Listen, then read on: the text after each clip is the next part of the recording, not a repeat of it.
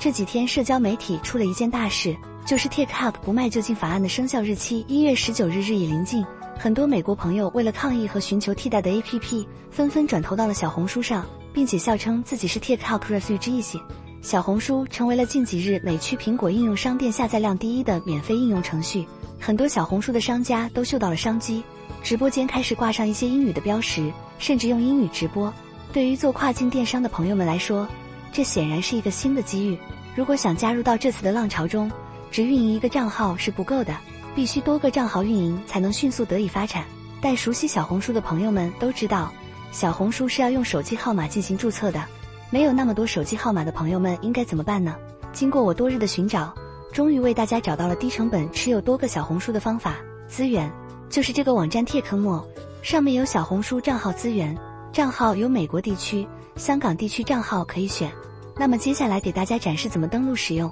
这里推荐大家选美国地区，因为它登录方式比较简单一些。支付完成后，我们可以在我的订单这里接收到账号信息，手机在连上外网环境后，我们输入手机号码